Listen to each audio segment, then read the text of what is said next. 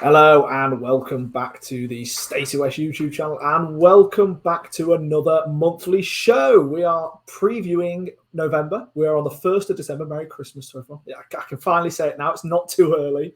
I am going to be joined today by Mr. Lamming, not Mr. Tactical Genius. I get told off when I say that. Chris, how are we doing?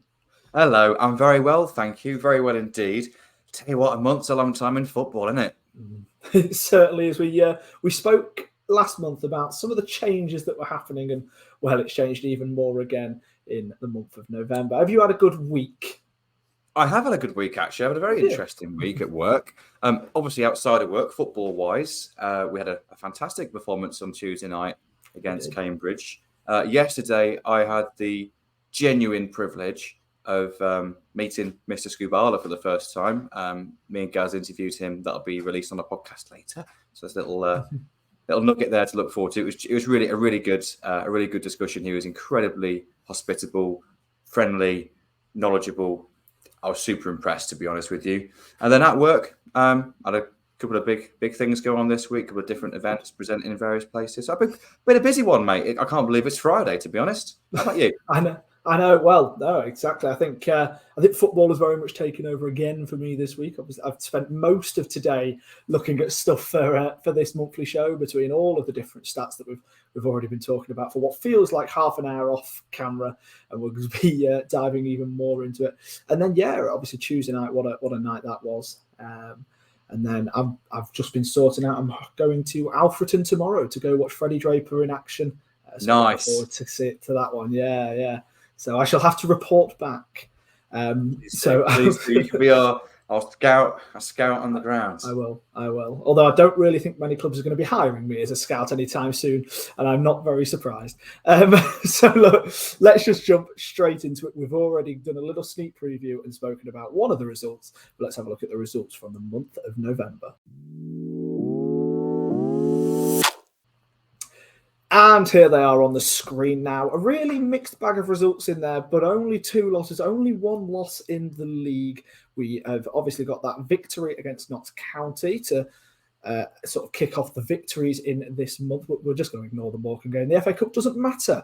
But that obviously got us through in the EFL Trophy, a game that we'll be playing within the next week. And look, if we're looking at the league results, Chris, how happy or not, if that's the case, how happy are you with the way the month's gone? Result-wise, really happy. I think what I'm even more pleased with, albeit we've had a small sample size of the Michael Scubala era so far, I've just been really impressed with the direction that we're travelling in, and the little tweaks and the little things that have changed and improved in such a short period of time, to be honest. So, from a points return perspective in the league, we've got 1.6 points a game. That would put us, I think, 8th in the league if the season finished now, compared to last season's table. Of course, that would be, which I think is pretty good. It's a very good foundation for us to build from. Results are of course pleasing. Of course, particularly the Cambridge game was really pleasing. But I think it's performances which has really impressed me more than results. But of course, results help, don't they? Oh, absolutely. And look, I think we'll just kind of mention the table beforehand. What are we sat in 9th place, something like that, only a few points off the playoffs. Now, look, we know that the football club have aspirations for getting up into the Championship. We're not saying that's going to happen this season. But to be in the position in the league right now, considering the fact we had a month with an interim manager, obviously a managerial sacking, considering the injury crisis that we seem to have been in for a large portion of the season. I know Claxon going off. I've already mentioned in the striker injury crisis. So the fact that all of these things are happening behind the scenes, and yet we're still able to pick up solid results, I think can only be seen as a positive. What do you say? 100%. Yeah. I think it's really easy to almost see the injury situation as a little bit of an excuse, and to kind of almost kind of just deflect away from it and say it doesn't really matter anymore, just because we've had it for such a long time. But I think just because we've dealt with it for a while doesn't mean that it's not having an impact. Yeah. And I think yeah, what a position we're in to really kick on for the second half of the season.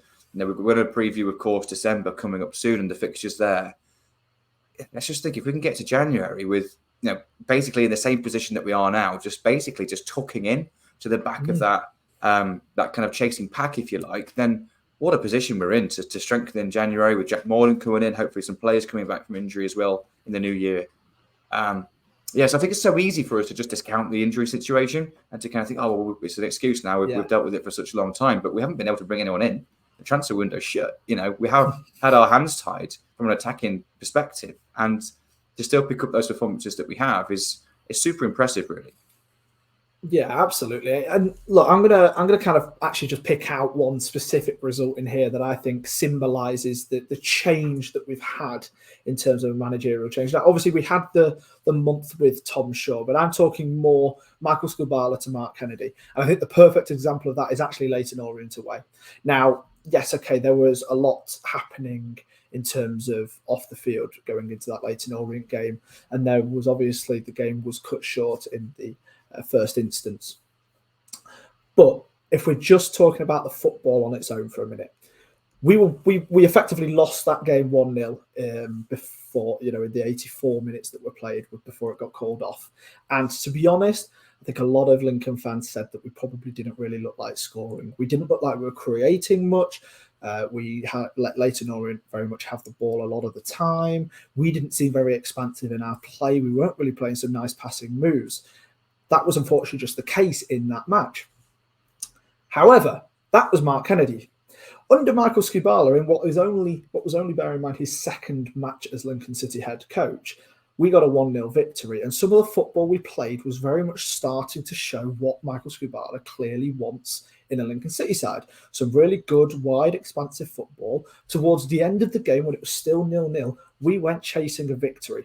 That's something we didn't really see under Mark Kennedy. I think that, for me, is one of the biggest changes, and we earned that 1-0 victory on that night. So I think, firstly, that's probably the perfect example of a difference between what we're starting to see now under Michael Skubala and what we were seeing under Mark Kennedy. Now, you can decide at the end of the season whether it was right to sack Mark Kennedy and bring in Skubala. I mean, personally, at the moment anyway, I'm very much falling on the side of it was a right, proactive, positive move. But I understand there are reservations. But I think especially the 3 games from Leyton Orient, Barnsley is huge because it's the home game. That's the one that more people will have seen. And then Cambridge away. I think people are starting to realise just the kind of football that the new manager wants to play. Like you said, Chris, yes, okay, the results are impressive, but the performances have been just as good, if not better. And I think we're really starting to see that in those last few games. And like you say, I'm just very much looking forward to the way we're moving forward and can't wait for the next game to come. Yeah, I think that's how I feel as well. It's just super exciting, isn't it? You know, even the Stevenage game, particularly in the first half, I thought we were really good. Second half, we weren't. I think we were all aware of that. And we discussed this on the podcast about how perceptions are maybe a little bit different depending if you're in the ground or watching on iFollow. But statistically, we were good in the first half against Stevenage. But yeah, I agree with you. That Leyton Orient game was the big turning point, and particularly later in the game. Because the first half, I thought we weren't particularly outstanding. There wasn't a huge step forward I didn't see in that first half from Leyton Orient compared to maybe what we've been doing, really, particularly under Tom Shaw. But the second half, and yeah, the longer the game went on, really, wasn't it? That we just improved and improved and improved, and it was more of a mentality, I think, than anything particularly statistical that you can really look at. Of course, the stats will give us a bit of an idea, but you can just see it, can't you? We were pushing when forward, we were trying to get the ball forward into dangerous areas, and we were going to try and win the game. And I think the big difference here is we're not afraid to lose a game by trying to win it. You know, I think Michael Skubala's mentality is we'd rather try and win it with the risk of losing. You know, we want to push people forward to try and get that goal, rather than maybe the Mark Kennedy, it was a case of let's protect what we've got. Let's not lose first. Now, of course, what that might mean is that we get stung now and then. But I think in terms of entertainment and bums off seats, then that's going to be good for us. But yeah, I think it was particularly in the second half against Leyton Orient that I started to notice some of the more kind of tactical things that I think, and it's really only early days as well, isn't it? And I think that's the worst. That's what's impressed me the most is how much has actually been tweaked in just such a short period of time. And the lads seem to have picked it up incredibly quickly. And I think that was really apparent against Cambridge, particularly in the first half, where let's be honest, we absolutely dominated that first half. Cambridge went in at half-time with an XG of 0.01. So that's 4,500 minutes of football they'd have to play that was identical to that first half before they would actually get the ball in the net, basically, according to those statistics. Like, we dominated the ball. We dominated the game. And I just think, after 4 games in 14 days? Something like that. Not 14 days, sorry, 20-odd days. How is it 14 days? I think it's 14 days, isn't it? 4 days in 14 days. Yeah, really, you can't get on the pitch and do much then. So, we won't want to give too much away. We did ask Michael, knowing that he said that he wants to make small changes and it's about evolution rather than revolution. What do you think he's changed so far? And he listed off, 1 or 2 little things. He says, not much. And then he listed off, a few things, and that's more than not much, Michael. That's quite a lot of things. So it's just really interesting. I think that's what makes me most excited about what's to come, is that with the improvement that we've had so far, albeit in a small sample size, we can't get too carried away. But if the direction of travel continues in the vein that we are now, then, and also with a full week and a half on the training pitch, I think that's going to be super exciting for us all. Yeah, absolutely. I think it's very, very difficult when a manager changes mid-season, and they have very much got to hit the ground running. And like you say, he's not going to have been able to suddenly make these massive radical changes in one training session.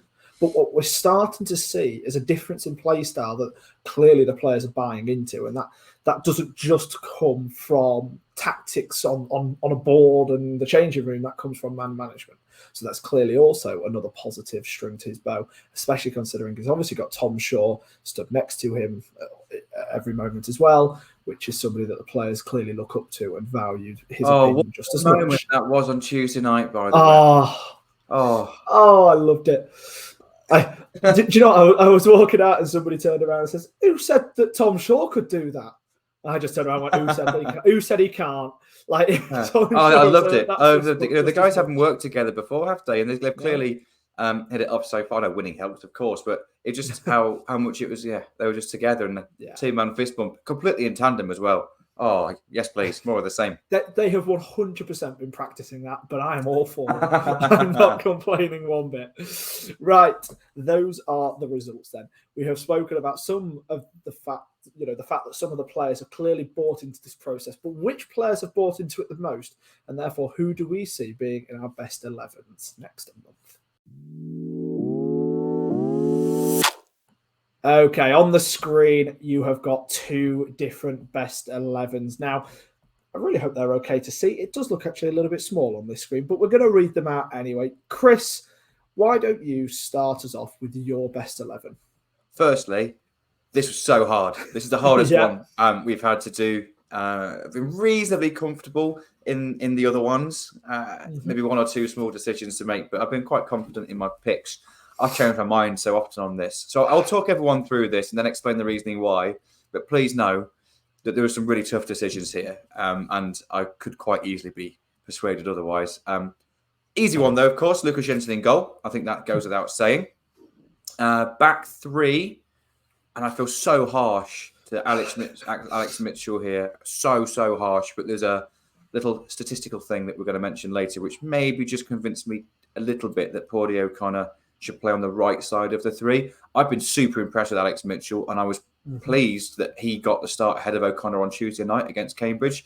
No one deserved to lose their place, and I'm pleased that Skubala kind of honoured that, really. And I think Alex Mitchell's been really good, particularly on the ball, actually. I think he's been really good in the last few games. But the main reason for this is they're quite comparable statistically. O'Connor is just ahead on 1 or 2 things. Mainly, he's our player. He's our captain. Alex Mitchell's on loan. That's the only reason that I went for that. Adam Jackson has to play. He's been super consistent. This concern of the injury-prone Adam Jackson, he can't get through more than 1 game in 1 game in a week. Well, that's clearly rubbish, isn't it? The guy's been ever-present for weeks, and he's been such a calming influence. He's been a real leader on the pitch. He's just solid, absolutely solid. But I think the real standout, probably the individual standout, more than anyone under Michael Skubala so far, has been TJ Ioma. I think TJ has been superb since he's come in under Skubala. He's been confident. He's been good on the ball. His progressive passing numbers are hugely ahead of almost every other defender. He's even in the I think he's in the top 15 of all progressive passes out of any player in League One per 90, which is huge. So he's good on the ball, wins his battles. His defending has been pretty much faultless. Think of the Stevenage game, those 2 last-minute challenges as well. So that's my back 3, but it was difficult. It was really difficult. And then in central midfield, a less difficult decision. Ethan Arahan, who is back to his best under Michael Skubala. He's a Rolls Royce of a player. He really is. And then Ethan Hamilton back next to him as well, who is superb as well. Ali Smith, of course, got to go in his preferred, or what we think is his preferred central midfield position last week, but maybe didn't really stamp his authority on the game as much as he'd like to. And Hamilton, in my opinion, correctly kind of came back in that role. And I can't see either of those 2 players losing their positions in that central midfield, to be honest, until the rest of the season, bar injury. Right, of the 4, if we're going to call it a midfield 4, which it kind of more is under Michael Skubala, will be Lars Sorensen. I don't think there's any explanation required there. It's Lars Sorensen. He's excellent there. And then on the left of our midfield 4 is Dylan Duffy. And this is a big discussion point for us here. And I'm going to kind of come back to this because it relates into kind of a position that I've decided higher up the pitch as well. In the first of the 10 roles would be Danny Mandroyu. Goes without saying, he's our best technical footballer, our most creative player. And then young Jovan has done enough to convince me that he deserves to start ahead of Jack Vale going forward. I think Jack Vale has been good off the bench, but I think Jovan's in, again, small sample size, but certainly in the last 2 or 3 games where he's had the opportunity to play, I think he's really impressed. And I think he deserves to play into the coming games as well. I've then gone for Ali Smith, who I personally think hasn't necessarily actually had the best couple of games recently, but he is the only player who has played in every single match so far for us this season in all competitions. So that's really interesting. But the reason I've gone for Ali Smith there instead of Dylan Duffy is mainly because of our current tactics under Michael Skubala, which is that those 2 players that are playing behind the centre forward, so in this example, Mandroyu and Smith, they are playing much, much, much narrower than they were under Mark Kennedy. They are very much 2 number 10s than they are wide players. You may see them in those wide positions out of possession, but certainly in possession, they are both floating very, very central. And I think putting Dylan Duffy in one of those roles, who absolutely deserves to be in the team, in my opinion, I think that actually doesn't get the best out of Dylan. I think his best attributes are when he's playing touchline, he's playing wide, his delivery from out wide is excellent. And his athleticism out wide is excellent as well. So I've put him in a really kind of attack-minded wing-back role, which leaves Ali Smith in that 10 role. I'll be honest, I am open to all the suggestions in that 10 role. I think Hacks has been a little bit underwhelming under Michael Skubala. I think he's struggled a little bit, and I don't feel he really deserves to be in the starting 11. I'll be honest, Ali Smith, I'm still not 100% sold on in that role, but I think of the players that are currently available, this probably fits the most tactically. And if Ali Smith can really kick on, I think we've got a real good player there. I think he just needs just to learn the role a little bit, because he's played pretty much every position under the sun this season, hasn't he? It'd be nice to see really him has. just make one of those positions his own, I think. But yeah, so that's the reasoning behind my suggestions. So what have you gone for, my friend?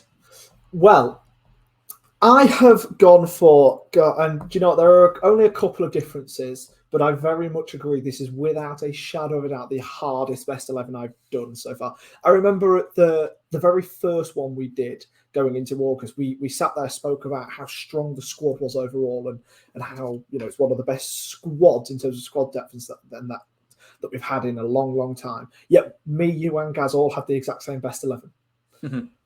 But now we seem to be having a bit of an injury crisis and all that, and yet we still don't know what on earth the best 11 is. And that's a good thing, may I add. That is a really, really good thing. So look, Lucas Jensen in goal, Jacko and TJ I have gone the exact same as you. I mean, Jackson's first name on the team sheet. I know how good the two Ethans are, but I'm sorry, Adam Jackson has to be the first name on the team sheet. He is absolutely incredible so far this season. And like I say, where's this injury prone?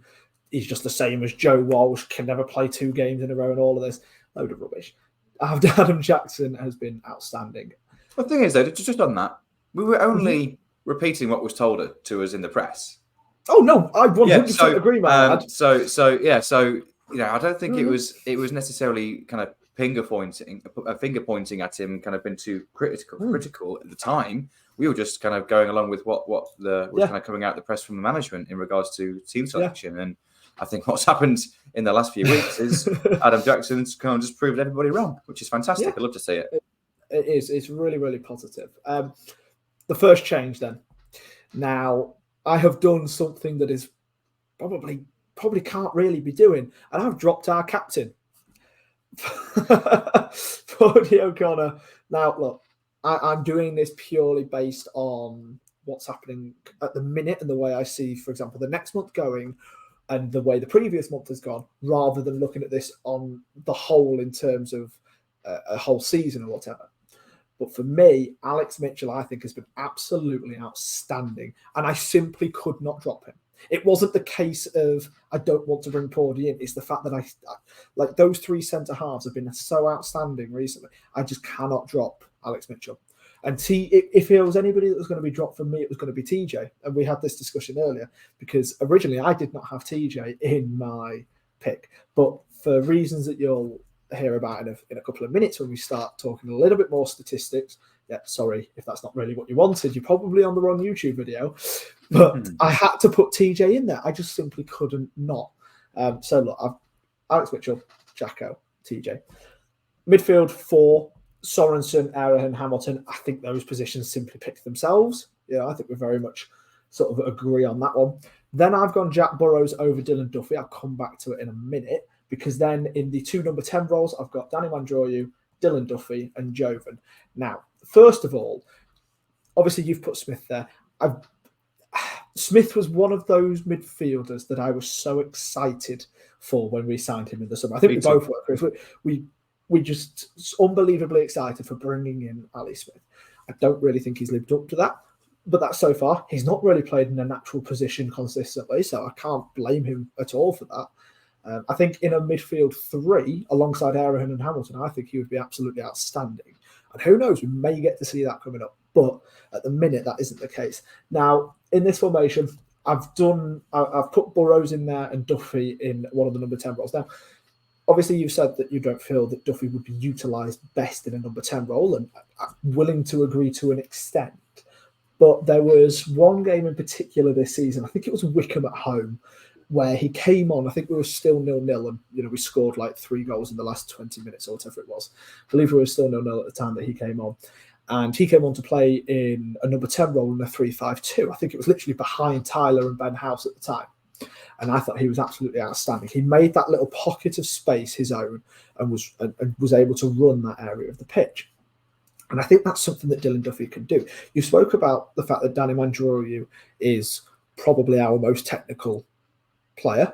Probably got the best technical ability. I think so. And I think just most creative, to be honest. And I would very much be willing to, I very much agree with that. Although I don't think that Dylan Duffy's actually as far off as what others may think or whatever. That's just personally. I've really, really rated Dylan Duffy since he came in January, and I think he had some really good games at the back end of last season. And I was really hoping to see more of him so far this season. I think I've disagreed a couple of times when Delican, for example, has been picked over him, not because of a slate to a Delican, but purely because I'd love to see Dylan Duffy progress because I think he's really got that potential that's a little bit untapped at times. I think he's shown that in the last couple of games, hasn't he? I think it's interesting that albeit in different positions, we both selected him our starting 11. Yeah. And I think that's the first time we've done that this season, isn't it? So that shows how much he's had his chance, but he's also taken it with both hands so far. He really has, and he's impressed and gone up another level, I feel, in these last few games, which is really good to see. Every player is going to want to do that, obviously all the time, but every player is going to want to do that when a new manager comes in, and Dylan Duffy's really taken that opportunity. And like you said, he's started to excel in it. The reason I've kind of picked him as a 10, I don't think he would be poor in that position in any way. I think he was really going to be able to excel in it. But also, on Tuesday night, he was beaten quite a lot in that kind of left wing back area. Now, he wasn't designed in that role. That role on Tuesday night was not designed to really be that much of a defensive role, but he was beaten quite a lot in that kind of corner of the pitch. And I just feel like against an opponent better than Cambridge, that's going to catch us out a little bit too much. Therefore, I've put Jack Burrows in purely because I just think he's going to be slightly better defensively than what Dylan Duffy is. Like I said, there was 3 times where the ball was flashed across the box from Cambridge. Nobody was on the end of it. They weren't really set up very well. I think that was more the fact that Cambridge were poor. They probably could have had a goal or two if they were set up better for it. So I would just very much like to kind of just say that Dylan Duffy, I don't think he's going to be a long-term kind of left wing back, left mid in that role, purely because I feel like it's then putting too much strain on, let's say, TJ at left centre half, and it's then going to stretch us that little bit too much if he's getting beaten at that point so often. I think that's a really good point. Yeah, I think that's a good point. And you know what? I've put him there because I think it suits his skill set in our current setup, maybe slightly more than the playing in a 10 role, just because of the width. But let's be honest, I think the position that Dylan Duffy can be most threatening in, we don't currently play with. I think he would be great as a winger in a 4-3-3 or a 4-2-3-1, and on either side, to be honest. But I think left side particularly. So that would be really interesting, I think, to see if we'll go touch on this a little bit later. If we do transition to a back four at some point later this season, I think Dylan Duffy can really shine then in a more natural kind of wide role. But in terms of, I think, maybe you've convinced me. I don't think you've convinced me about me. The reason I've chosen O'Connor just stands up for me personally. But I think maybe Smith out the team, Duffy in his role, and Burrows at left wing back is probably something. After I was discussing this in a bit more depth, I think I'd probably agree with you there. I have got to be honest, when you sort of said, having Duffy as left wing back, and when you were on about having Smith in one of those 10 roles, and you said it was more because A, you wanted to see him get a bit of a run, and B, because you couldn't really think of another option. I think that Jack Moylan in that role, from what we've heard and seen in terms of, and it's easy to say, sure, but let's not forget he was top scorer in the League of Ireland, playing in a very similar position. Of course, we don't know how he's going to settle. We don't know how he's going to kind of pick up the system. But the evidence that's out there would suggest he's quite good at football, and he'd be and hopefully be quite suited to one of those roles. But we've got a month of football yet until we might even get to see him. So we certainly not just do. yet. Hopefully we see him up at Blackpool on New Year's Day, though. But we'll have to very much wait and see on that front. So look, those are our 2 best 11s. Let us know what you guys think. But before we fully move on to our player of the month, which will be the next segment, we've kind of spoken a lot there about centre halves, haven't we, Chris? And we've spoken a lot about the fact that we effectively have 5 centre halves, if you include Sean Rowan as well, that are trying to fit into 3 positions. And I think we definitely do include Sean Rowan here, and 100%. Not include him at wing back anymore. I think certainly in this style under Michael Skubala, I don't think we all see Sean Rowan play left wing back at all. I think he's very much, when he does play, will be left side of centre half. Yeah, I think he would much rather have, even to the point where he'd probably much rather have a Danny Mandroyo at left wing back. I agree. I don't think we would have seen Dylan Duffy at left wing back, for example, under Mark Kennedy. No, not from the start, certainly. Whereas that's been something that Michael Skubala's been willing to do. He's been very much seeing our wing backs as attacking players, whereas I think Mark Kennedy started to transition a bit more attacking in this season, let's be honest, but traditionally he certainly saw those wing-back positions as very much defenders, didn't he? Yes, very much so. Anyway, we move on. But look, we've got 5 centre-halves, but 3 positions, and we've already spoken about the difficulties in picking it. And obviously, I've just mentioned Sean Rowan there. We've both picked a back 3 that doesn't include a natural left-footed centre-half. Now, I always like to have one. Me too. Yeah, I would prefer it. I haven't done that. Yeah, well, the reason for it, because Sean hasn't played for the last month, and we haven't got a huge amount of evidence to suggest that he deserves to play ahead of these guys. We find it difficult enough squeezing 3 as to squeezing 4 players into 3 that have played regularly. So I think Sean is just a victim of circumstance in that regard. I think long term, I would like to see Sean Rowan left centre back as a fixture in our team. I think it offers so much having someone as naturally left-footed, and we all know that he's got potential to really grow into that position, and also hopefully he can grow with the club, maybe even outgrow the club. So. I think this selection isn't us saying Sean is not a favoured player. I think it's just the fact these lads don't deserve to lose their place yet. Yeah, no, absolutely that. And what I have done a little bit today, because I went into a real deep dive, I probably lost my head in stats. I actually just had to go out for a walk earlier on just to get my head away from the numbers. I know, weird. Look, welcome to the club. What I've got, first of all, this first graph, this first screen, this is a Lincoln City defender comparison, but it's not based on defensive actions. Now, I'll talk through the actual raw data in a minute, but just so you're very much aware, the things that we are looking at are aerial duel success, ground duel success, they're both percentages, clearances per 90, blocks per 90, and interceptions per 90. Now, that is Alex Mitchell, Sean Rowan, Paul O'Connor, TJ Yoma, and Adam Jackson, with Alex Mitchell being the light blue, Sean Rowan being the yellow, Paudy being the grey, TJ Yoma being the orange, and Adam Jackson being the dark blue. Now, as I said, we're just going to talk through a little bit of the raw data, but I think some of the things that stand out, first of all, we know that Adam Jackson's aerial duel percentage was always going to be the highest. He's absolutely fantastic in the air. And the fact that Alex Mitchell's second in that also doesn't surprise me. I don't know about yourself, Chris, but if we're just taking that aerial duel success percentage, that one at the bottom, are you at all surprised by the order of that? So that's going Adam Jackson first, Alex Mitchell second, Paul O'Connor third, Sean Rowan fourth, and TJ Yoma last. No, that doesn't surprise me at all. I think it's interesting to see the comparison of them. I actually thought Paudy might be a little bit closer to Jacko, but he's actually third. But for those 3 being the top 3, I don't think that surprises me too much. No. It's not all about aerial duels, of course. This is why we've got a range of statistics. But purely in the air, Jacko is head and shoulders above everyone else in that regard. And then we look at the ground duel success percentage, right? Alex Mitchell is top of that one, and that literally just goes in the line, which is quite nice to see when you're making a graph. It just goes like that. That is Alex Mitchell, Sean Rowan, Paul O'Connor, TJ Yoma, and then Adam Jackson last for that one, which it's a real kind of interesting kind of contrasting point on that, but it doesn't at all mean that he can't do it on the ground. Yeah, I don't think this necessarily shows skill set. I think it's a little bit down to the roles that they're playing as well, because those 2 outside centre backs are generally the 2 that are going to be engaging in ground duels more than that central kind of enforcer role. That's kind of almost like the last line, isn't it? It's a last ditch when it has to go in there from Jacko. But those long balls, he tends to be quite dominant when certainly those central balls down the middle of the pitch. So that doesn't surprise you too much. I think that might be a little bit more situational. What impressed me the most though is just how high Alex Mitchell is compared to the other guys.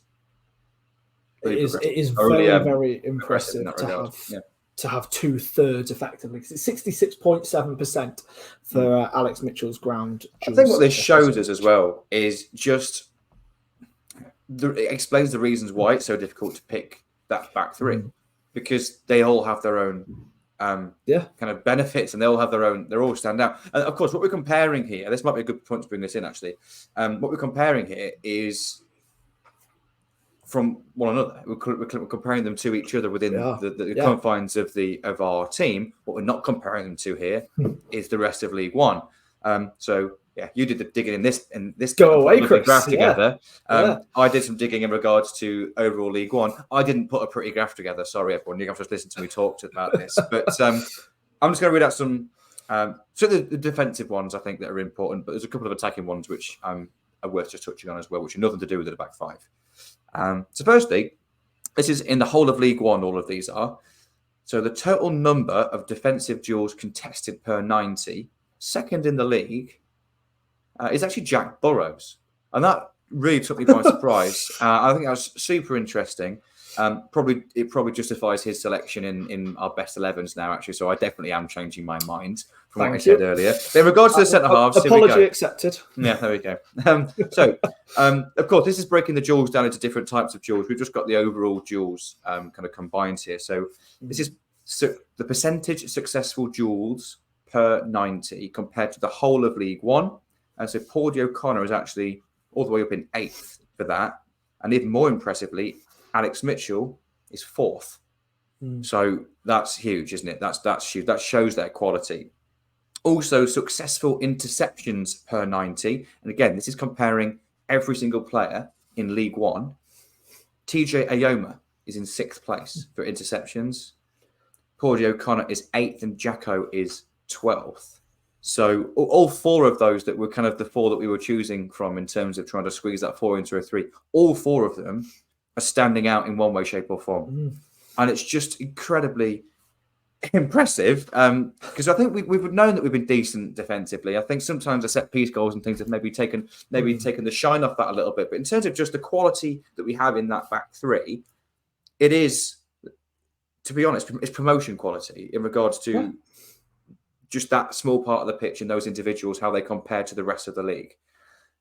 So that's not a bad base to build from, really, is it? No. And I think, look, at the end of the day, even when you just strip it back, on the day that Mark Kennedy was sacked, obviously, Chris, you got a lot of the attacking metrics up. And, after the Burton game, and that was very much discussed as a real kind of low point.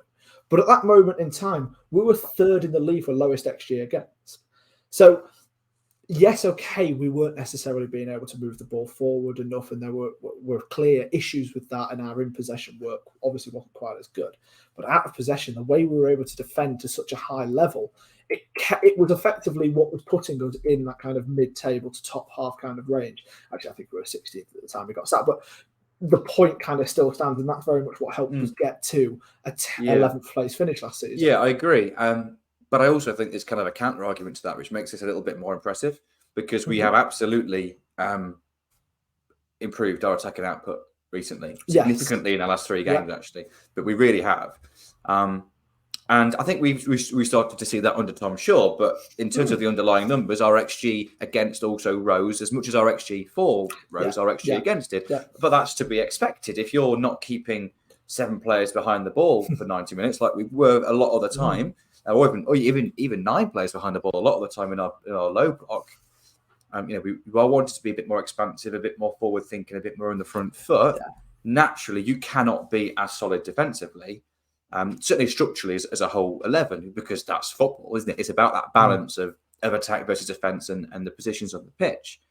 So what's super impressing me is the fact that despite the fact that we've improved so much going forward, that we are still really shining quite brightly in those defensive elements. We are maintaining the main elements of that defensive solidity, certainly in open play, yet still managing to get some attacking output there, which is significantly improved from where we were before. So, really impressive, just really impressive. And I think that this explains, just gives a bit of evidence as to kind of why it's so flipping hard to pick a best 3 out of the 4.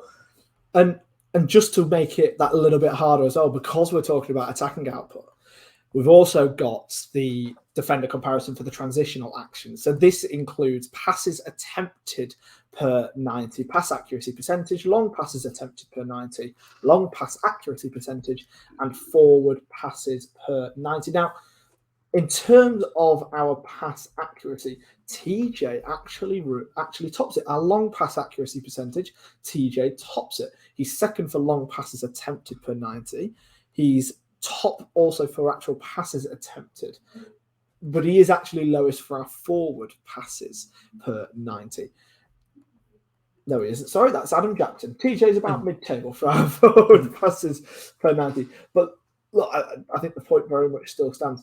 TJ Ayoma, we spoke a lot at length in sort of some of our previous monthly shows about the role that Sean Rowan has been able to play in that kind of left centre half role of being able to move the ball forward, making some really good kind of forward passes either straight down into kind of half space for one of our wide number 10s, whatever kind of role you wish to talk about that, or just straight into an Ethan Hamilton or whatever. And it was really the wide centre-backs, especially Sean Rowan, that was able to move the ball out.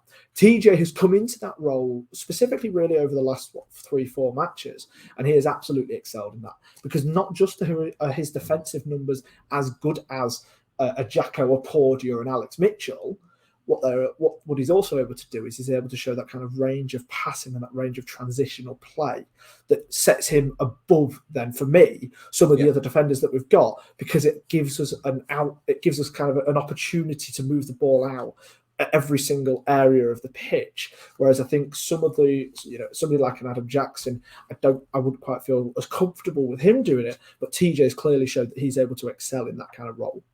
Yeah, I think a confident TJ is a really impressive TJ, isn't he? And he looks really confident without now. a doubt. I think there's a couple of things to point out here, because you and I both find stats really interesting, and the reason that we do this show each month is we get to talk about it a bit more than we do at any other time. But I think this is where maybe they don't tell the full story, because of course these stats are over the full season, and I'll be really interested to see how they would compare maybe the last 4 games compared to the rest of the season. But I think, because Sean Rowan looks a little bit less favourable here, but let's just think about he hasn't had the opportunity to play under Michael Skubala yet. No. So he didn't even play that much at centre half under Tom Shaw. He's played most of his football at centre half under Mark Kennedy, and Sean Rowan's out ball every time was the ball over the top for the left side forward to run onto. That was definitely his out ball every time. That was clearly what he was told to do. It was flipping obvious that that's what he was told to do. So, of course, they're low percentage passes. And he hasn't had the opportunity to play in this newer style where we are looking to play a little bit more out from deeper. So I think two things, really. I expect a lot of these numbers to improve as the season goes on if we continue to play in this way. It doesn't surprise me that TJ is currently at the top of that list in regard to the passing. I think what would be interesting was, and it's an if Sean Rowan does get the opportunity to play 10 games in the left centre-half role, how his passing stats would then compare to everyone else's. Because at the moment, he's looking less favourable in that regard, but I don't think that's his fault. I think he's a victim of just the style under Mark Kennedy and the fact he hasn't got any data under Skubala yet. So I think that's worth pointing out. Absolutely. And maybe it's something that we kind of come back to at the end of December, especially if Sean's maybe had a bit of a run in the team, even if it is only sort of 3 or 4 games, because we're very much judging TJ in a really positive light at the minute, but a lot of his positive work has very much come in those 4 games so far under Michael Skubala, rather than the games under Mark Kennedy, where if we're being honest, he had a few poor games under Mark Kennedy even earlier on this season. But a change in style is clearly going to be able to benefit somebody like TJ, who very much wants to be able to play with the ball at his feet from a kind of wide centre-half position. So, look, there's some of the defensive stats. At the end of the day, I think the biggest kind of thing we can pick from this is that we've got 5 defenders, and any 3 that are picked are still going to be a top-level defence in League One. And I think that's that's the main point that we're getting from this. Yes, okay, there are little intricacies about which player's better at doing certain things, which role is being asked. What are we kind of asking of a certain player in a certain role, for example, the wide centre-half compared to the central centre-half. But the overall gist of it is the fact that we have got 5 unbelievably talented centre-halves for League One football. And on that kind of note, there is just one more little stat. This actually came from Ben the other day, and I've put it into another little graph again because, in fact, not even after the Jack Vale and Dylan Duffy goals on Tuesday night, but that's what very kind of spurred the conversation. Which team has the most unique goal scorers in League One this season? We have had 16 different goal scorers this season.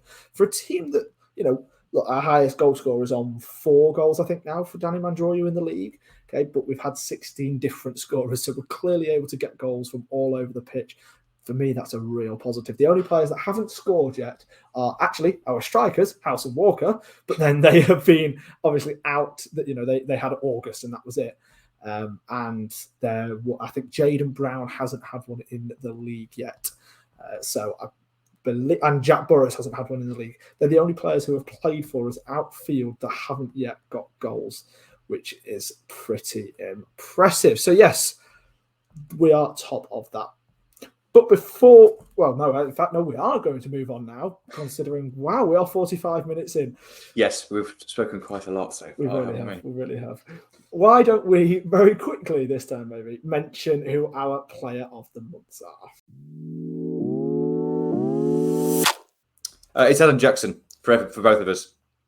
Yeah. For obvious reasons. For all the reasons we've just said. Adam Jackson is both of our player of the month. Next. Yeah. Yeah, look, I can't really add anything more to that. No, look. Adam Jackson is a top level centre half, and he deserves to be the player of the month because he's been playing outstandingly. He's been playing as an 8 or 9 out of 10 every single match, as far as I'm concerned, in this last month. So I think he really deserves to be picked as our player of the month. And you guys have also gone with a centre back as well. So obviously, as you know, or you may not know, on StaceyWest.net, you are able to vote for your vote, give players ratings after each match, and those are collated at the end of the month into who you guys pick as your player of the month. And you went for Alex Mitchell. Now, for the record, Adam Jackson was in your top 3 along with Ethan Hamilton. No, it wasn't along with TJ Ayoma, but Alex Mitchell was your highest with a 7.25 match rating over the games. I don't really think I can argue with it. Like, we've gone different, but I think this is a perfectly sensible pick. Don't you, Chris? Well, yeah, I think it was. I think my top 3 would be those 3 in various orders, of course, but it would be those 3 who have been outstanding, despite the fact our attacking output has been so much improved under Michael Skubala. It's those 3 centre halves that have really stood out in terms of just their dependability. So, yeah, I'm not surprised at all. Not surprised at all. I think the thing is when you're attacking more as a unit and you're putting more bodies forward, you're then actually relying on your defence much more than what you ever are when you're defending as a unit. Yeah, actually, and I think stand out more. Yeah, I think what's shown is that we can rely on them. Yeah, absolutely. We've gone through the stats. We know how good our centre halves are. So let's not dwell on that, Chris. Why don't we now move on and take a little look at how we're going to be lining up for the next month on the tactics board. Okay, so we have the tactics board on screen. I always love doing this part because you get to fiddle around with all the little players. Look, Chris, we've got it currently lined up in a 5-2-3. Why don't we start off by you telling us some of the differences that we are seeing under a Michael Skubala Lincoln rather than a Tom Shaw or Mark Kennedy Lincoln? I think there's 3. I'm sure there's more, but it's 3 I've noticed that have really stood out.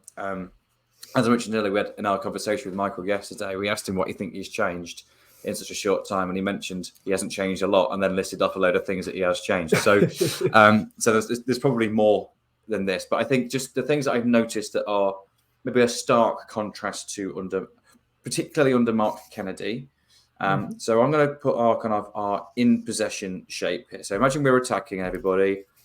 Firstly, those 2 players in the 10 roles are so much narrower than they ever were. And what you'll often find is if one does get dragged wide in possession, the other one is really, really super narrow as well. So they are super, super narrow playing in those kind of half spaces in those 10 roles. They are very much 10s, not wingers. Well, of course, I think everyone has noticed this. Wing backs both really high. Both of them are high, not just one. But I think the biggest difference in possession, Hamilton slightly higher here, has been our outside centre halves.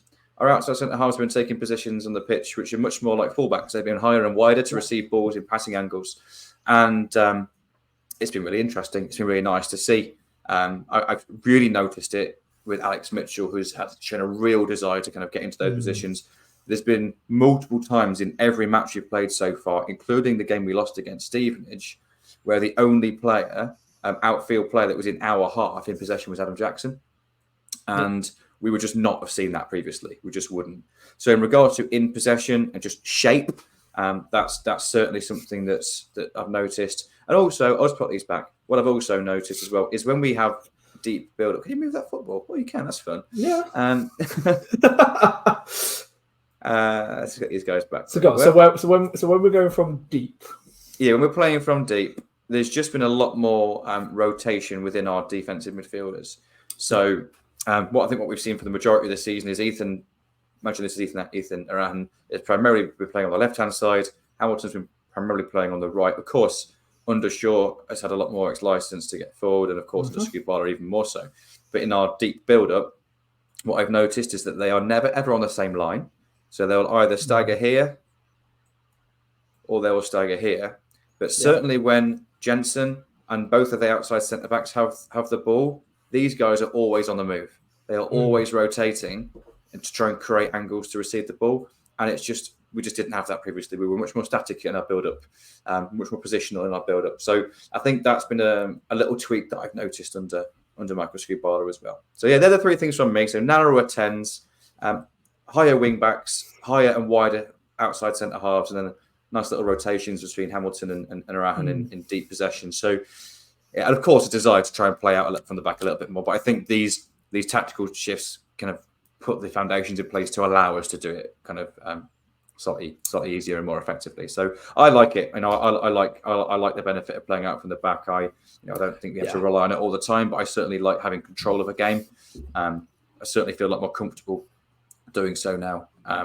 Under Michael Skubala. So yeah, I think it's a good sign. I'm just really interested to see kind of what direction we continue to go in, because he has just made a few little tweaks. And I imagine what you're going to bring up next, mate, is, well, what if he doesn't stick to a back three? Well, absolutely. I'm just going to kind of make the quick point of when you kind of had this kind of unit of five attacking, if you like, and then the wide sort of centre-backs very much playing as the opposite of inverted fullbacks and playing as fullbacks in possession, if you like. But the thing is, with here, it's also Hamilton certainly much higher than Arahan. So I think that's worth pointing out as well. They are very much staggered in possession, high up the pitch. When we've kind of got this sort of in-possession lineup, it's something that we very much spoke about on the first monthly show at the end of July after pre-season, because we were hoping, and I think we saw it against Boston when we won 7-0, and it got us very excited and maybe a little bit carried away, actually, because we were kind of expecting or at least hoping to see this attacking unit of five with the wing-backs pushing up the two number 10s effectively, playing, like I said, playing slightly narrower. Yeah. It was an ideal, wasn't it? At the start of the season, it was an ideal, and I think pre-season showed us that maybe what we was trying to do until real life kicked in, and you're playing against an opposition that's challenging, and then I think I don't want to feel like I'm just kind of just punching down on Mark Kennedy all the time here, but it's just the contrast in the styles is it was very much safety first. So as soon as we was under the cosh a little bit, or maybe we looked like we weren't going to get another goal, then we really struggled to kind of get any sustained possession, which allowed us to then have that attacking shape. Because if you're really transitional, knocking long balls all the time, well, the wing backs are never actually in possession. They're either chasing back or chasing forward. You never get to the point where they can receive the ball high up the pitch. So I think having that more control that we've currently got gives us more opportunity to get into this ideal shape that I think that we were looking for maybe at the start of the season as well. Absolutely. And look, I'll very much say it on Mark Kennedy, just because Mark Kennedy's style maybe wasn't as exciting. It doesn't mean it was bad in any way, shape or form. We got results under Mark Kennedy's football. It was clearly just not the way that the club wanted to move forward. And I think that's very much, known because we have technical players and we want to see the most from them. Yeah, I think the trend, and we mentioned those stats obviously when he got sacked, I think the trend definitely suggested that, if that continued over time, then maybe our results would also take a little bit of a dip as well. So I agree that we did definitely get results under Mark Kennedy. We had some really, really good nights, certainly in the cups. But I'm not going to pretend, and I'm not going to lie. I am so much more positive about the long-term on-pitch success of the club now under Michael Skubala, even in such a short period of time, than I was certainly in the last couple of months of Mark Kennedy's reign. Yeah, I'm very much willing to agree with that. Now, whilst you were just talking there, I decided to move these dots around a little bit. Now, the reason I'm doing that, those numbers are making me feel really uneasy. You see, I've got to be honest, I can't actually see the numbers, so fair enough. That's a good excuse, I suppose, isn't it? Yeah, they are. So if you have a problem with it, you change it now. I will. The reason, I bet you will as well. Look, I've changed this to a 4-3-3. Now, the reason I've done this is because when Michael Skubala came in, there was evidence from his work at Leeds and Leeds under 21s and such that we expected him to want to play a 4-back at some point. Now, it didn't happen instantaneously, and that does not surprise me at all. The fact that Tom Shaw's been brought in as his assistant is very much to try and improve this kind of continuity so that he can make smaller changes. Like you say, evolution, not revolution. There's clearly this kind of idea at the club, and he hasn't had that long on the training pitch. He said himself he's maybe had about 7 probably full tactical training sessions, if that, and that's in 2 and a bit weeks. So we know it hasn't happened immediately, but I think, and I was talking to somebody at one of the games, that there is a desire to move to a 4-back in the not too distant future. Now, the reason then I've moved some of these players around is that if/when that does happen, especially if it happens in the next month, it'd be quite pertinent for us to be talking about this now, Chris. How do you think that if we go to a 4-back, we will line up in terms of shape first of all, and then we'll go into the actual players in a little bit? Personally, I think if we play back 4, we will play a 4-2-3-1. Okay, yeah. Like this. Yeah. Just because I think that suits the squad in its current form. A 4-3-3, as you had it previously, suits Ali Smith better. But this suits, I think you get your best players in their best positions. So we mentioned Danny Mandroyu, his best position is obviously in the 10 role. He's more than comfortable out wide, but he's certainly more effective in that 10 role. I think that just suits him perfectly. On that left-hand side, I think that's where you're probably likely to get the best out of Dylan Duffy. Yeah. Then on that right-hand side, that's kind of open for discussion depending on how the structure of the defensive line, because there's an argument we could play a really aggressive right-back in Lass, or he could play a more conservative right-back in maybe TJ, and then put Lass in that wider role. Yes. I actually think Lass would be more suited as a really aggressive right-back than he would be as an out-and-out winger, personally. Okay. Yeah. But in terms of the makeup of the squad at the moment, I don't think that we have a player that can really fit into that role yet. I know Adelican is probably the obvious standout. He's just not somebody I feel that I think is. It feels so temporary to me still, and I feel saying that, but I just feel he hasn't quite clicked with the Sigabala system yet, and I feel there are other players that are maybe just ahead of him in the pecking order in terms of what our ideal be. But I think he'd be a real threat from the bench, and we know his throw-ins are a real threat as well. But yeah, I think long term, I think maybe a really aggressive right back is what Lass could be enough for, but we know he could definitely do a role in that wider. So I think that's up for discussion. And then of course it would be Hamilton and Erhan still in those 2 DM roles, but in the similar roles that they're playing now. To be honest, in that there is of course one massive negative with this system, which is we were trying to find a way of squeezing in 4 centre-backs into a back 3, and now we've got to try and get them all into a back 2. Of course, Sean Rowan can play left back. I wouldn't want to play Sean Rowan left back and TJ right back, for example. They're 2 really conservative. I do quite like the modern kind of inverted fullbacks where one bombs on nice and high and the other one tucks it. Situational back 3, where you can do that with Sean Rowan on the left side, you can do that with TJ on the right side. But I think it's very much an either or rather than both in the same game. I think it would work perfectly with Sean Rowan as left back, and then we have that aggressive attacking wing back on the right in Lass Sorensen. I think that could be a really good kind of I think long term, and then of course when he's fit, I think then that right wing role that's Rico playing in his preferred position as well. Yeah, absolutely. Look, I think there is very much a chance that we're going to see a 4-back in a 4-2-3-1 or a 4-3-3 or whatever within under Michael Skubala at some point. Whether that happens, I think so. Yeah, and I think what's interesting is we've done it already in game. We haven't started a game in a back 4. We changed against Stevenage, albeit unsuccessfully, but we did change to a back 4 against Stevenage, and then we changed very much successfully against Barnsley. Yes. So when we was chasing the game, we were trying to get back into it. When we were 2-1 down, we then changed into this shape, into a 4-2-3-1 shape, and we look really threatening. To be honest, we look really threatening in it. Now, of course, I think it's a little bit horses for courses because you can have your ideal, but you've got to play against a different team every week that play in different systems, different shapes, with different strengths and weaknesses. So I think if we play a back 4 with those inverted fullbacks, you can maybe pick which side suits best for the opposition. You can maybe even play flying fullbacks on both sides against the weaker teams. And then you can play a back 3 against teams that you need to match up against. I think having that tactical flexibility is really important. but it's also really difficult for players to have too much information at once. You want to maybe have one or two shapes which you're absolutely nailing, and then you can switch mid-game. But I think any more than that is quite difficult to kind of keep focused on. But again, super interesting. Something to look out for. I know we mentioned this to Gaz, or you mentioned it to Gaz, didn't you, last week? You were discussing it.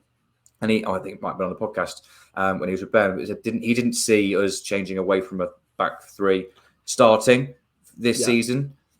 I think we may do. I don't know if it'll be. I'm not saying it's going to be immediately, but I think that I certainly think the long term will be a back four as Michael Scubala's plan A.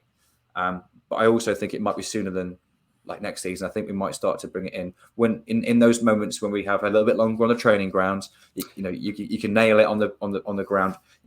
I know kind of now is an ideal opportunity for that, isn't it? Because of the time we've got. But I think it's too soon to make big changes like that. But maybe at the next international break. Yeah, I do. I don't think we'll start in a back four next game. I'll be honest. My sort of prediction, in a way, before, as soon as we didn't do it against Stevenage and we looked like we were sticking with the 5 at the back or 3 at the back just for a little bit of time anyway. My prediction was actually for this Tuesday for Accrington, because it's the Papa John's Trophy game. Chances are there'll be a little bit of rotation anyway, and I thought that would be the best opportunity to try a 4 back. It could be. I think it's serious now in the trophy, isn't it? Is, we're in the knockouts. There's a good chunk of money to play for, and we've got a day out at Wembley to play for as well. So I think we might see slightly less rotation, particularly because we haven't had a game on Saturday. So we won't be a desire to rest players. We might see a little bit less rotation than maybe we have in previous games in this competition. Yeah, I think that'd be really interesting. I'd be quite excited if we do play a back four. Oh, I would. But I also, I think it's just nice for us all to know. I think it must be nice for Michael Scubala to know that we've got the backup plan of a back 5 / back 3, if needs be. So I think maybe the transition later in the season will be starting in a 4 with a backup of a 5/3 rather than the other way around. But it's just an interesting discussion. That's why it's all nice and exciting and new, isn't it? It is. And look, I think at the end of the day, moving to a 4 doesn't immediately just suddenly make us more attacking, and being in a 5 or a 3 doesn't mean that we're more defensive. No, we have already showing in the last few games how attacking we can be in a 3 back. And if that continues, and it continues with the same level of sort of performances that we've seen over the last couple of games, I'm all for that as well. I would like to see us move to a 4 back purely because it would intrigue me, it would excite me, and the nerd in me would start coming out, because I'd be really intrigued to see how we line up and how different it kind of is compared to what we've had recently. Yeah, I just mean that it needs to happen. No. I just don't agree with you, but I think the reason I think I'm excited about potentially moving to a 4 is I think it gets the best out of our best players. Yeah. So Ethan's in the centre. The roles don't change. The 2 centre backs, you pick your best 2, whoever they are that's fit in form, whatever. That's all going to continue. For me, it gets the best out of Danny Mandroyu. Now, by the way, Danny Mandroyu is 3rd in the league for smart passes per 90, and he's also 4th in the league for deep completions per 90. So a smart pass, by the way, is something that breaks a defensive line. And I was about to say smart passes from that. You get people riled up when you say XG, and now you're coming out with smart passes. What's really useful on Wisecout is there's a glossary of different terms explaining what it all means. So if anyone's interested, you don't have to have a Wisecout description. Just type in Wisecout glossary on Google, and it gives you all the definitions of all the terms. But so smart passes is 3rd.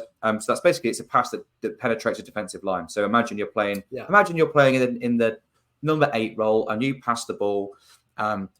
Make a through ball for someone to run onto that penetrates a defensive line for Dylan Duffy to run onto to win a penalty, for example, then that would be classed as a smart pass. He's also 4th in the league for deep completions, which means basically passing the ball from an area outside of 20 metres away from the goal that is received by a teammate within 20 metres of the goal. So it's near enough received within the 18-yard box or surrounding areas. So basically, he's 4th in the league for successful passes into that part of the pitch. So he's super creative. So I think playing him in the 10 role rather than out wide or slightly wider, I think that just gets the best out of him, and it gets the best out of Dylan Duffy, who both you and I are really excited about. I think the guy's got super potential. I very much agree, and I think I would just very much agree with all of that. It does get the most out of a Danny Mandroya who's going to be able to create, but also I think he'll make the wingers around him better. He'll make the striker better. He'll be that kind of cog right in the centre, along with obviously Ethan Error and Ethan Hamilton in behind, and it gives him the proper license to really be that kind of chief creator in that number 10 role. So I would very much agree. I would be really excited. But look, we've got lots to look forward to, obviously. But now let's have a look at actually what games we are looking forward to in the month of December. Okay, so looking ahead to the month of December, we have, of course, already mentioned that we've got Accrington Stanley away from home in the Papa John's Trophy on Tuesday. Not the Papa John's Trophy, the Bristol Street Motors Trophy. Silly me. So we've got that on Tuesday night, then followed by another away trip up to Lancashire, and that is against Wigan Athletic. And then we are at home to Reading for our last home game before Christmas, before going away to Derby on the Thursday night before Christmas, and then Bolton at home on Boxing Day, 3 o'clock kickoff. I cannot wait for that one. And then Northampton at home on the Friday night, Friday the 29th of December. And, it's not on here because that is a January fixture, but then it is Blackpool New Year's Day. I do love the festive period for fixtures, Chris. I don't know about you. Me too. I love it so much. It is, of course, unbelievably busy. But before we even get to Christmas, we have got 4 matches, 3 in the league to look forward to. How do you see them going? I'm going to discount Accrington because it's difficult to know. But I'd like to think we can get past them into the next rounds. But I don't think it's worth dwelling on that too much. Wigan really intrigues me. I think it's a really winnable game despite being away from home.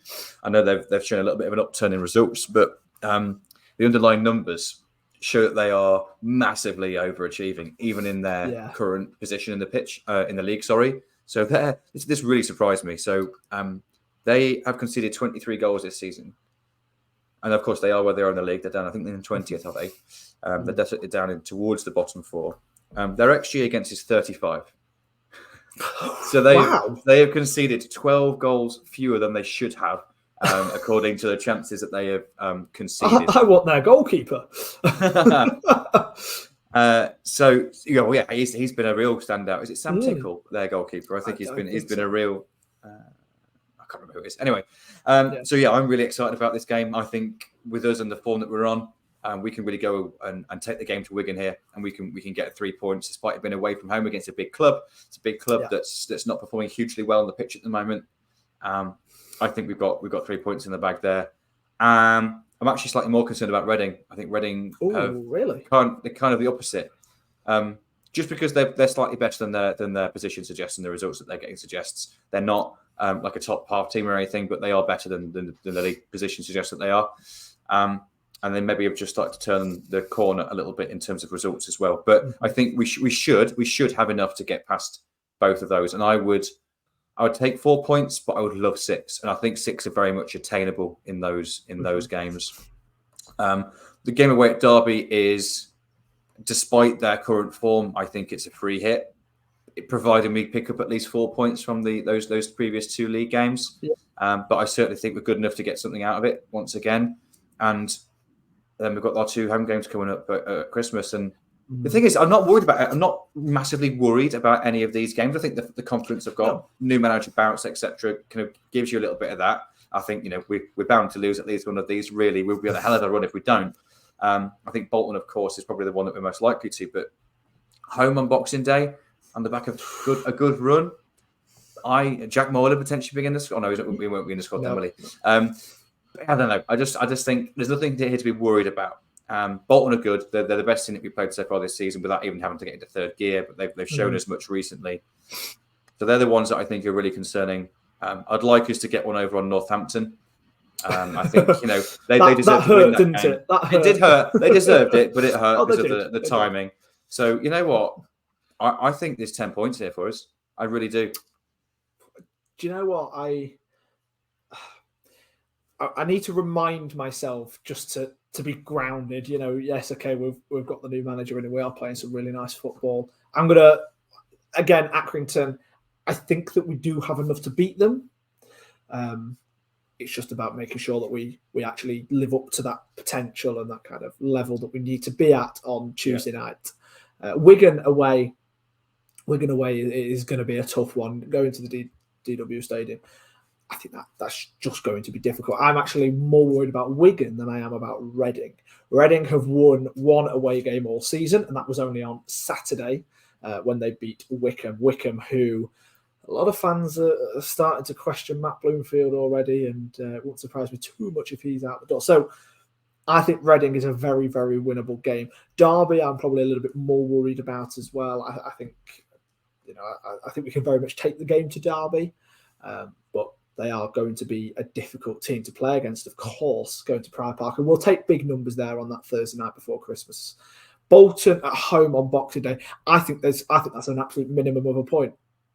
And it's not that I would expect to get points, but it's just at home on Boxing Day, I just feel like we're providing the results beforehand go our way, and that we've had a really good kind of run of games with Wigan, Reading and Derby, that we're going to be flying so high. That stadium's going to be absolutely packed on Boxing Day. I think that's going to be a real good opportunity for us to actually get three points against one of the best sides in the division. Doesn't necessarily mean we will, of course, but I really think we're going to have a really good chance against them. Northampton, I'm actually more worried about, funnily enough, than Bolton. I was talking about this with somebody the other day. I think Northampton can play some really nice football. I'm not saying that they're necessarily one of the better sides in the division.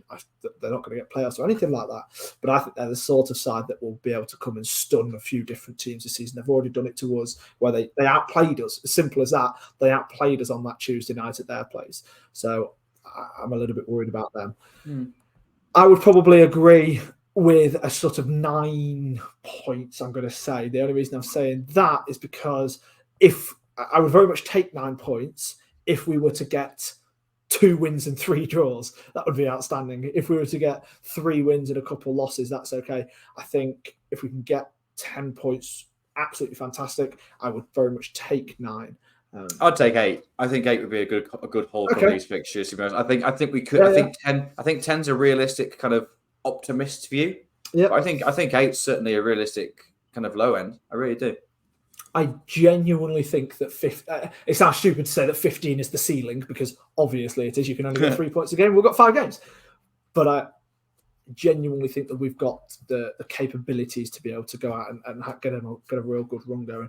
And if we come out at the end of December and we have gotten 10 points, let's say, suddenly we're going to be sat really pretty in the table going into the January transfer window, where that we know we've got a little bit of buying power behind us now, more than what we maybe have done in recent years, so that we may be able to utilise the January transfer market. We'll inevitably utilise it anyway to pick up maybe a young Irish talent or a young foreign talent, or wherever nowadays.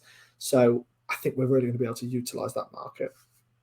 Anyway, I think we're going to be able to buy a few players to really help strengthen the squad. And like I say, then who knows where the second half of the season is going to take us. I can't see much being done in January. I can't see. No, I don't think much, but I think we'll pick 3 or 4. Adding. Yeah, we're very much adding to. I think that'll be less than that. I think 2 or 3. In addition to Jack Moylan. I'm saying 3 or 4. Include, that being maybe 1 or 2 to be playing in the first team for the second half of the season. Maybe 1 or 2 that are on the absolute fringes of the first team with the potentiality. Yeah, maybe another Ben House style project player, Dylan Duffy style. Ben House and Dylan Duffy, yeah, exactly. A Charlie Kendall. Yes, okay, it may not have necessarily worked so far for Charlie Kendall at Lincoln City, but it doesn't mean that signing him was in any way the wrong choice. Let's not, the idea behind it is the absolute right choice. It just hasn't simply worked out on that occasion. We can't expect it to work out for every single player we go for. But look, those are the fixtures. We will put our faces back up. Lucky viewers. Look, it's been a really, really interesting month. Marco Schiavala has come in. He has managed 4 games as head coach of Lincoln City.